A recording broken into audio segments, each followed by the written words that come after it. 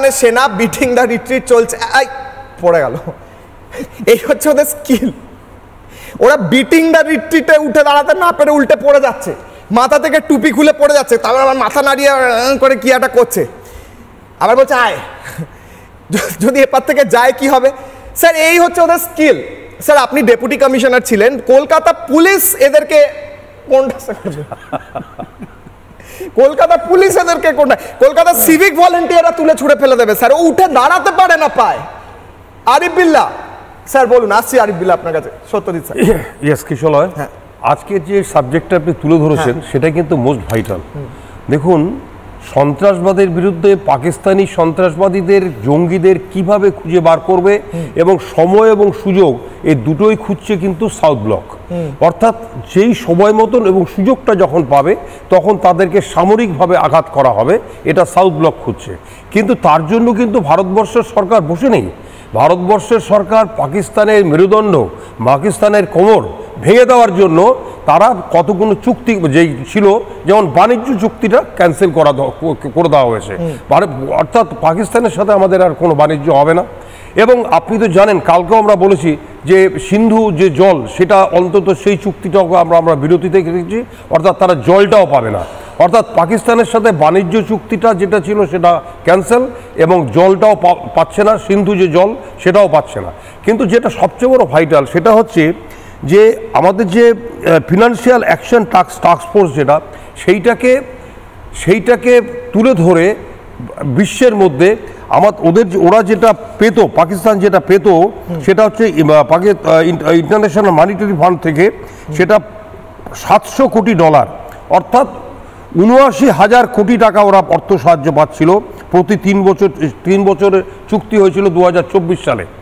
এখন সেটা ভারতবর্ষের সরকার বৃহৎ শক্তির কাছে এই উদাহরণগুলো তুলে রেখেছে যে তাহলে যদি তারা এই জঙ্গিবাদের প্রসারই করে এই টাকা দিয়ে, এই যে ৫৯,০০০ কোটি টাকা, $700 কোটি যেটা পাবে, সেটা দিয়ে তারা পাকিস্তানের জনগণের কোনো কাজ করবে না, সেটা দিয়ে কোনো হাতের ব্যবস্থা করবে না, পাকিস্তানে অর্থনৈতিক ব্যবস্থা কিছু করবে না। তারা এটা নিয়ে সন্ত্রাসবাদকে সাহায্য করার জন্য তারা এই $700 কোটি লাগাবে।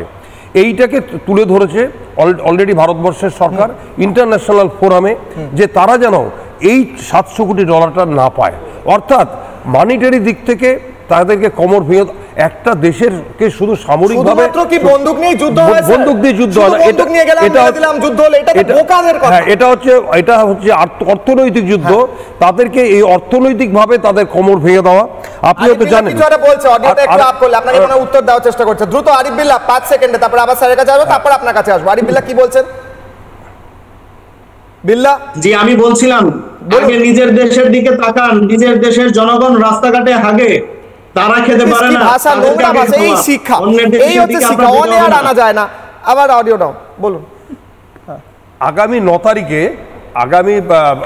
তারিখে 9th মে একটা খবর আমি বলছি আপনাদের, সেটা হচ্ছে যে ইন্টারন্যাশনাল মনিটারি ফান্ড থেকে তারা $130 কোটি তারা সাহায্য চেয়েছিল জলবায়ুকে সাহায্য করার জন্য পাকিস্তানের।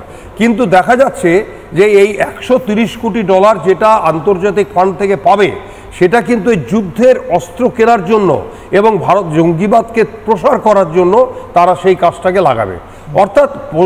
অর্থাৎ দেখা যাচ্ছে যে পাকিস্তান কোনো সময়, যতদিন পর্যন্ত পাকিস্তান কথাটা থাকবে ততদিন পর্যন্ত সন্ত্রাসবাদকে বন্ধ করা যাবে না। সন্ত্রাসবাদকে যদি বন্ধ করতে হয় তাহলে পাকিস্তানের কে অর্থনৈতিকভাবে পঙ্গু করে দিতে হবে, পাকিস্তানের তাদেরকে টোটাল বিশ্বর থেকে আলাদা করে দিতে হবে। অলরেডি কিন্তু বিশ্বর থেকে অলরেডি আলাদা হয়েছে।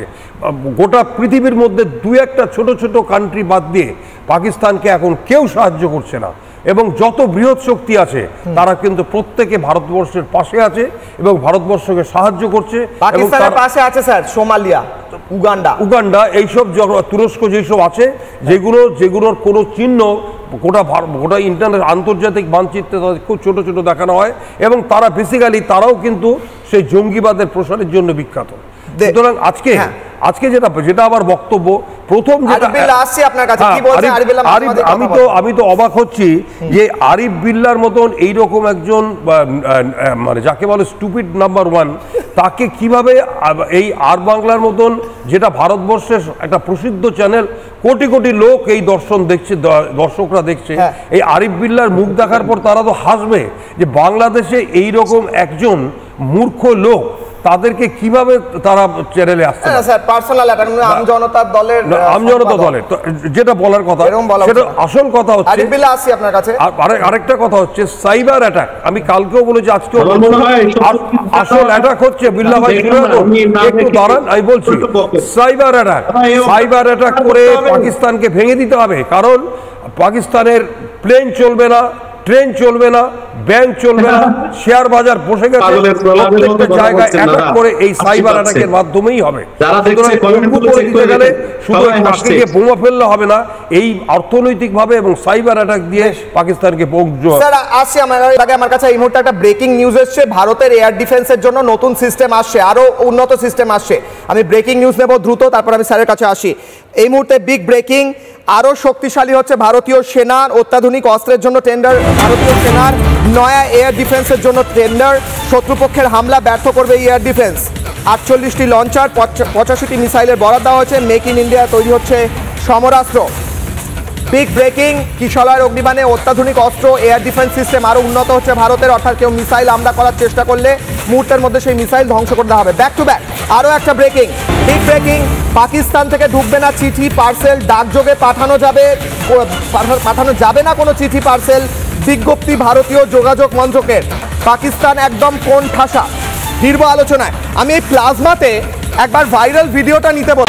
নানা ধরনের কন্টেন্ট দেখার জন্য লাইক করুন, শেয়ার করুন আমাদের ফেসবুক পেজ, সাবস্ক্রাইব করুন আমাদের ইউটিউব চ্যানেল।